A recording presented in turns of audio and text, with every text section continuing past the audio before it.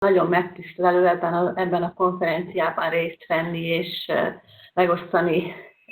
mindazt, amit mi eddig csináltunk, és megismerkedni a többiekkel is, ha bár nagyon sok folyokat ismerjük. Nos, tehát akkor én bele is vágnék, és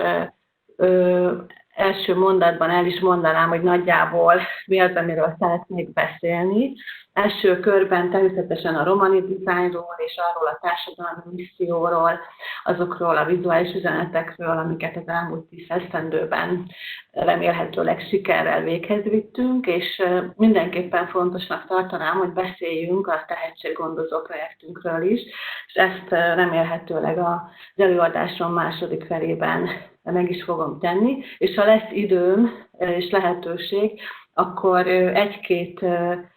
általam nagyon szeretett termékünket is szeretnénk bemutatni nektek. Nos, tehát akkor így nagyjából ez lenne az, amiről én ebben a 15 percben beszélnék. És akkor azzal kezdeném, hogy mindazt, amit csinálok, azt természetesen nem lehet anélkül bemutatni, hogy én ki vagyok és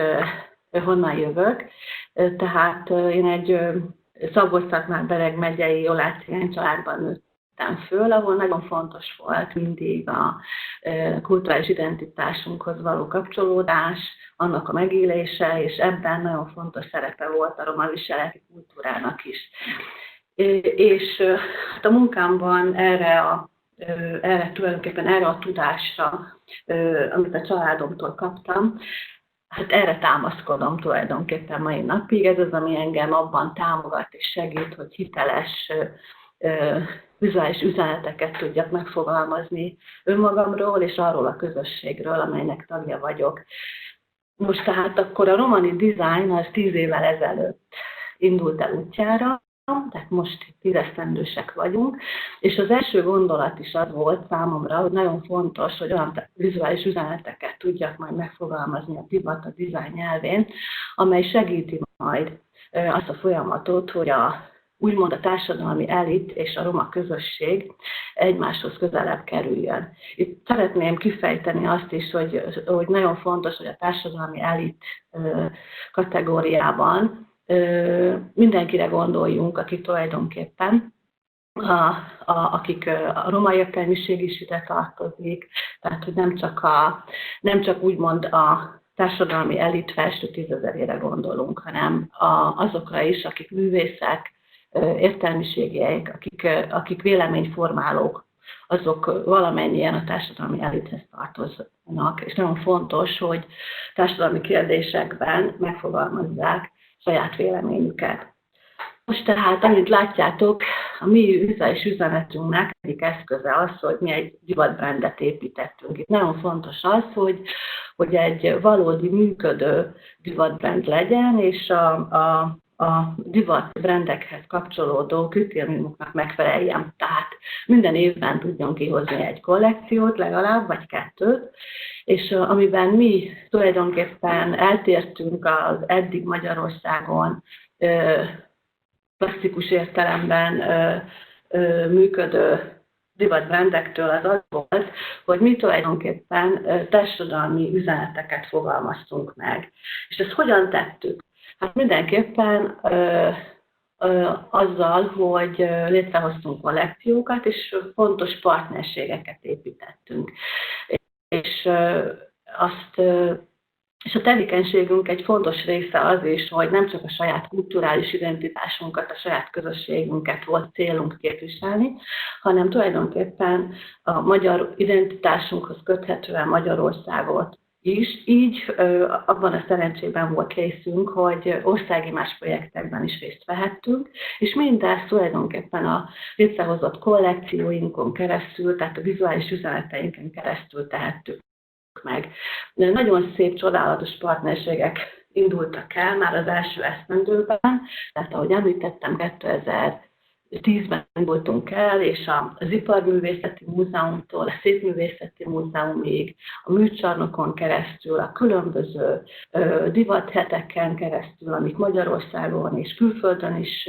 megvalósultak, képviselhettük a saját kulturális identitásunkat és Magyarországot. És És akkor most szerintem rá is térhetünk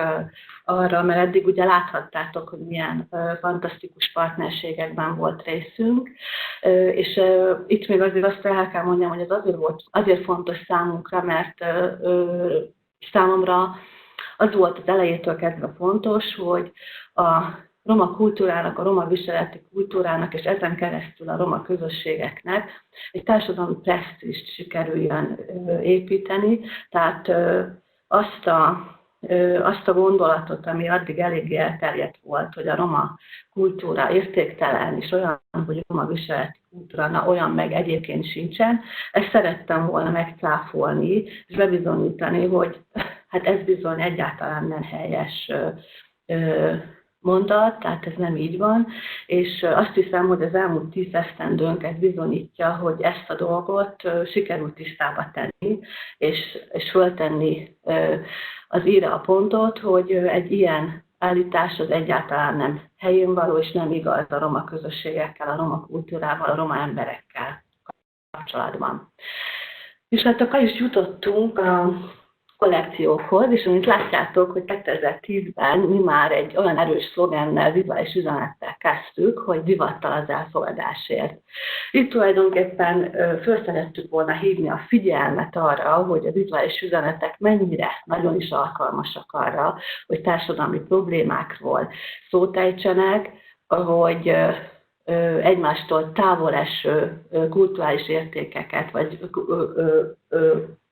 kultúrához köthető embereket összekapcsoljon, és megmutassa azt is, hogy egy országon belül a különböző kulturális kapcsolódások azok milyen szépen egészítik ki egymást, és jelennek meg mondjuk például a magyarországi cigányok viseleti kultúrájában, illetve identitásában. És aztán 2011-ben pedig eljutottunk a következő kollekcióhoz, ami a Kaméleon nevet kapta, és itt tulajdonképpen arról szerettem volna beszélni, hogy a roma közösségben milyen erős az alkalmazkodás, és ezt jó értelemben mondom, tehát itt arra gondolok, hogy például az én családomban mennyire erős volt az,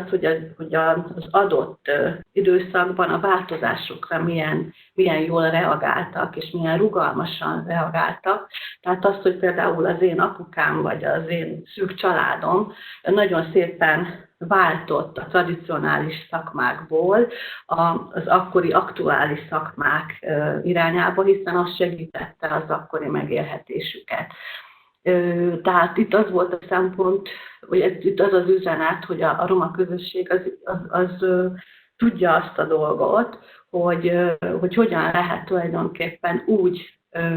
flexibilisen mozogni egy társadalmi, gazdasági változásra reagálva, kereskedelmi változásokra reagálva, hogy megtartja a saját kulturális identitását, és él azokkal a modern eszközökkel, amik abban az adott időszakban jelen vannak. És mehetünk is tovább. 2012-ben a szívedellás, itt az volt a társadalmi üzenetünk, hogy az emberek fejében nagyon sok sztereotípia él a romákkal kapcsolatban, és hogy nagyon fontos, hogy az emberek érzelmileg is kötődjenek a romákhoz. Tehát, hogy egy picit meglássák azt, hogy a roma ember is ugyanabból a húsból, vérből van, ugyanazokkal a problémákkal, hát sőt, jelentősen sokkal nehezebb problémákkal küzdik. Egyébként itt engedjétek meg, hogy hadd utaljak arra, hogy ebben az elmúlt időszakban, amit ugye a karantén idejében éltünk meg, talán most nagyon sok embernek eszébe juthat az, hogy a romák tulajdonképpen a romák jelentős része így élte eddig egész életét, és ezekkel a problémákkal küzdik. Tehát én nagyon bízom abban, hogy ez az elmúlt pár hónap segíti majd megérteni a roma közösségek a roma emberek problémáit. És ezzel kapcsolatban hadd ajánljak nektek egy ma 7 órakor kezdődő online beszélgetést, amit a Facebook oldalunkon szóvá is, tehát meg is jelenítettünk, ahol roma közéleti fiatalok fognak erről a problémáról, erről az egész helyzetről elmondani a véleményüket, egy kicsit másképp, mint ahogy eddig. Én nagyon várom, szeretettel ajánlom nektek is. És aztán a következő kollekciónk, ott arra próbáltunk volna reagálni, hogy miután a mi munkánknak, illetve az én személyes munkámnak egy fontos része a tehetséggondozás, a roma fiatalokkal való mentorálás, tehát őket segíteni a pályájukban, az életükben, a kulturális identitásukhoz való kötődésükben. Én azt tapasztaltam, hogy amikor én voltam fiatal, ahhoz képest a mostani fiatalok egészen máshogy fogalmazzák meg a saját kulturális identitásukat, azt, hogy ők mit gondolnak a saját pályájukról, életükről, lehetőségeikről, karrier lehetőségeikről, és itt nagyon fontos beszélni a roma értelmiségi fiatalokról, akiknek nagyon nagy szükségük van arra, hogy a tehetséggondozásuk, a mentorálásuk során tulajdonképpen a kulturális identitásukról is szó essék, hogy ehhez való kötődésükben őket támogassák, és hogy tulajdonképpen ez kéne, hogy legyen az alap, azt gondolom minden tehetséggondozó programban, hogy először is létre kell hozni azt a bázist, azt az alapot, ami a roma kulturális identitáshoz való erős kötődés, annak a tudásnak a birtokba vétele, és aztán erre nagyon szépen lehet építeni minden mást, és ez záloga lehet annak, hogy egy sikeres karriert lehessen építeni, és hogy olyan roma értelmiségi fiatalok jöjjenek ki, és kerüljenek be majd azokba az élet nagy bugyrába, akiknek nincs problémája azzal, hogy ők kicsodák. Aztán 2014 következik, és 15, amikor itt a legerősebb, az egyik legerősebb vizuális üzenetünk az volt a My Identity, My Freedom, vagyis az én identitásom, az én szabadságom. Szóval ez egy nagyon fontos gondolat, és ez nagyon fontos a ma roma fiataljai számára is, hogy tulajdonképpen a saját identitásunkhoz való viszonyunk az egy nagyon-nagyon személyes, intim dolog. És hogy ennek az eldöntése és az, hogy ezt miként akarja az ember véghez vinni, ez valóban nagyon személyes döntés, és ebben mindenkit segíteni, támogatni kell. Tehát ez a feladata a szülőnek, a közösségnek, az iskolának, és ez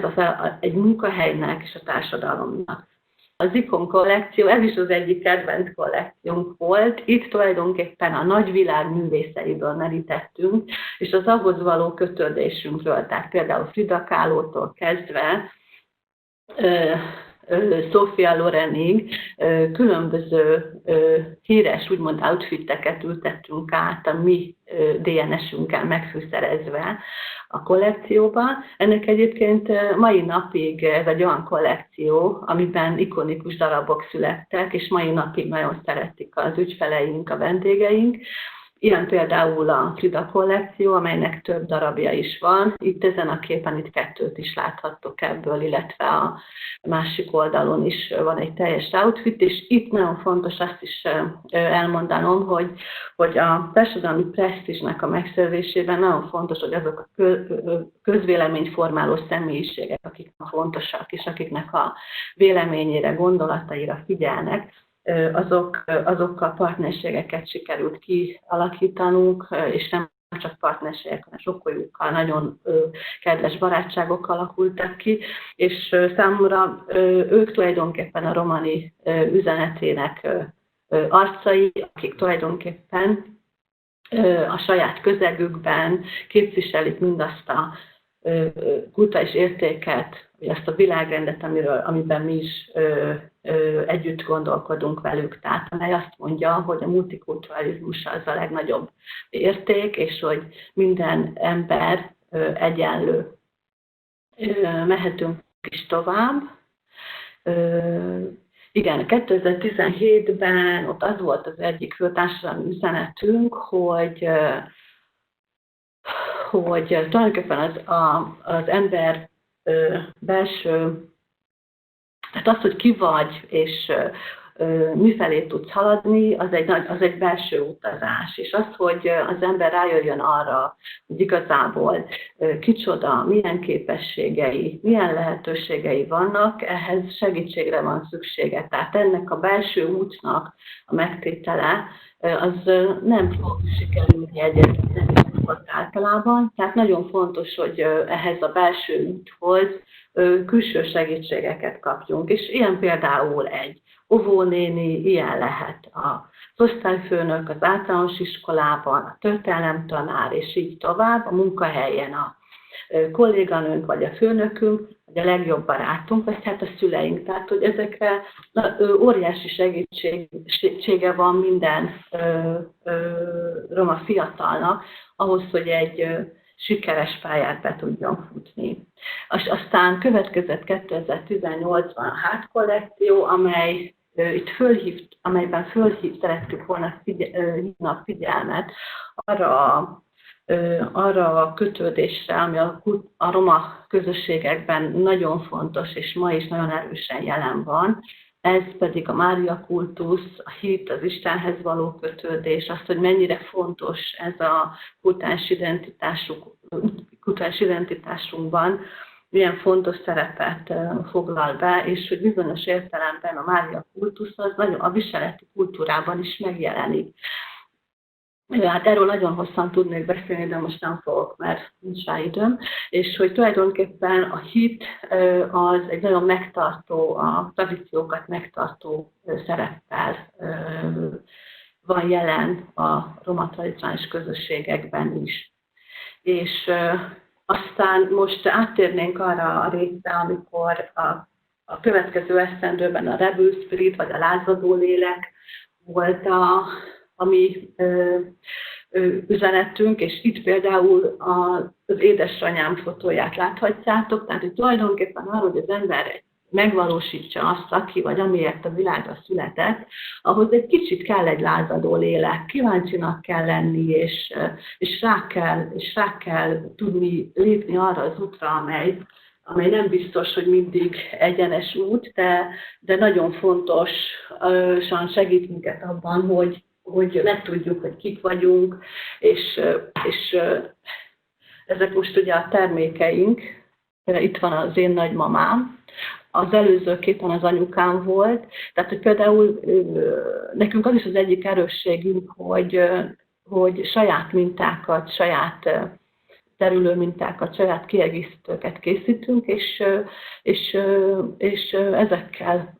üzenünk, és mondjuk el azt, hogy például az én nagymamám egy olyan nő volt, aki nagyon büszke volt a saját kulturális identitására, csodálatosan énekelt, csodálatosan viselte a tradicionális ruháit, amelyeket ő maga is készített el, és hogy tulajdonképpen egy erős nő volt, és hogy a roma közösségek, a roma nők nagyon erős, valódi, igazi nők, akik a családot összetartják, a kulturális motívumokat életben tartják, tehát hogy tulajdonképpen a roma nők nélkül a roma közösségek ugye összeomlanának, de hát ez az egész világra is igaz, mint tudjuk. Tehát a nők a megmentői az emberiségnek, és hát ez a roma közösségekben is így van, és ő az én csodálatos édesanyám. És még a mostani kollekciómból is hadd mutassak be nektek egyet, ami ugye a Rebel Spirit, bocsánat, hogy itt bénázok egy kicsit, de talán így látjátok, igen. Tehát, hogy a mostani kollekciónk a Rebel Spirit nevet kapta, vagyis, hogy kék print, blueprint, kék nyomat, ami azért fontos és nagyon kedvenc most számunkra, mert hogy ugye ez ezt az évet jelképezi, és ebben az évben arról szerettünk volna hangsúlyosabban beszélni, de erről az eddigi években is beszéltünk, hogy milyen fontos számunkra az, hogy mi magyar cigányok vagyunk, az, hogy Magyarországon élünk, azt, hogy ide születtünk, azt, hogy beszéljük a magyar nyelvet, azt, hogy ismerjük Petőfi Sándort, József Attilát, és még sorolhatnám, és hogy csodáljuk a Budapest építészetét, imádjuk a Dunát, hát csodáljuk a Balatont, és élvezzük, szeretjük. Tehát, hogy ugyanolyan lélegzet számunkra a magyar kultúra is, mint a cigány kultúra is. És ehhez a kettőhöz körömszakadtáig ragaszkodnunk kell, és ragaszkodunk is, hiszen ez a kettő vagyunk mi, erről nem mondhatunk le, mert akkor lemondanánk saját magunkról is. És ez a kollekció tulajdonképpen erről szól, hogy milyen fontos számunkra a magyar és a cigány kulturális identitásunk, ezért ezt úgy jelenítettük meg ebben a kollekcióban, hogy például hozzányúltunk egy csodálatos magyar hagyományhoz, a kékfestő textilekhez, a tolnai kékfestő műhelyből hoztunk el eredeti kékfestőket, és készítettünk saját kékfestő inspirálta romani mintákat. Ez is egy olyan, amelyben kékfestő és romani saját minták keverednek, és így hoztunk létre saját printeket, és jöttek létre ezek a csodás darabok, amelyek a mostani kollekciónkban elérhetőek és láthatóak. Ebben az egész romani divat projektben egy csapat működik, és ennek a csapatnak nagyon jelentős része a Hugovaki minta és táska készítő,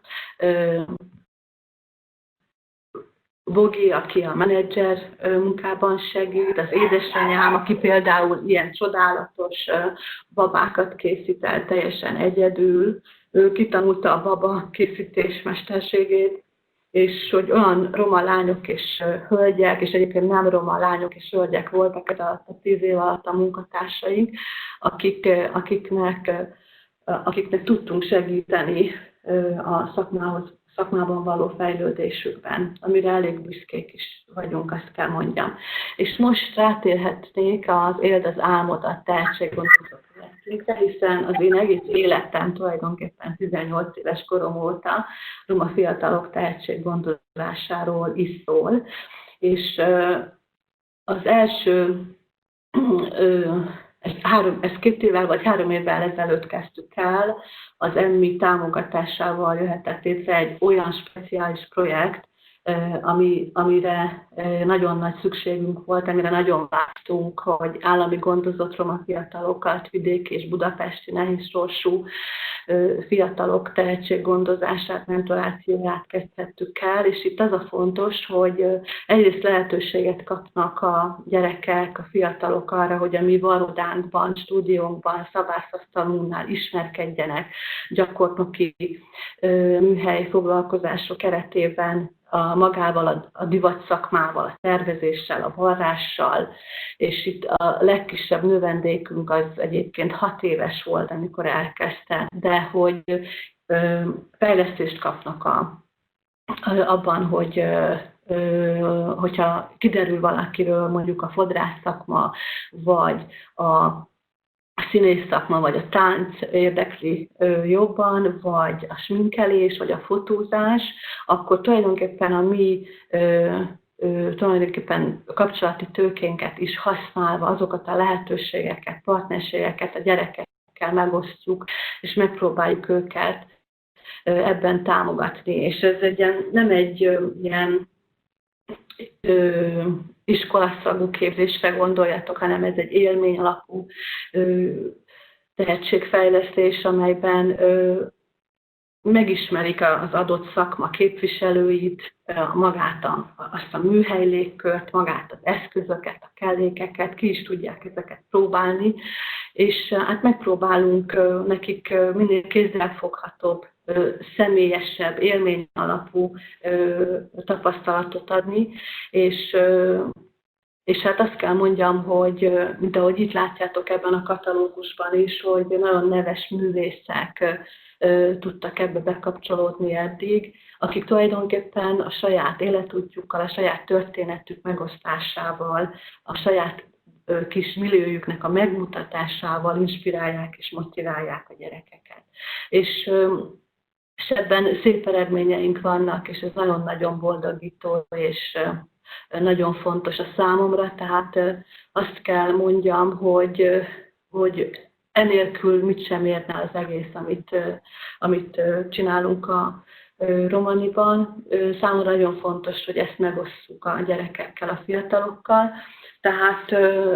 azzal zárnám talán az előadásomat, azt hiszem, hogy zárnom kell, ugye?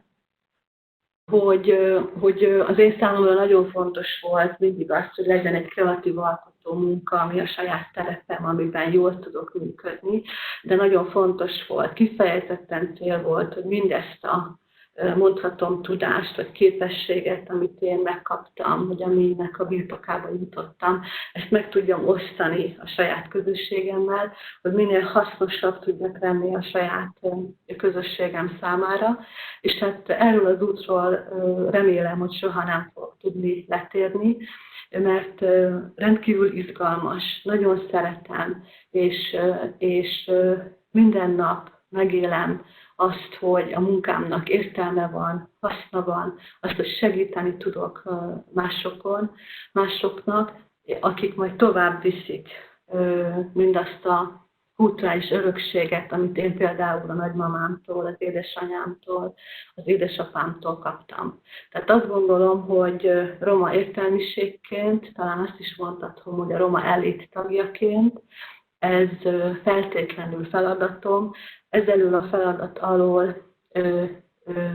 nem helyes kitérni, ezzel a feladattal szembe kell nézni, és mindent meg kell tenni, hogy segíteni tudjuk azokat a társainkat, akiknek kevesebb adatot meg, és bízunk abban, hogy így egy olyan világot sikerül létrehozni vagy teremteni, amelyben ők is lehetőséget tudnak kapni.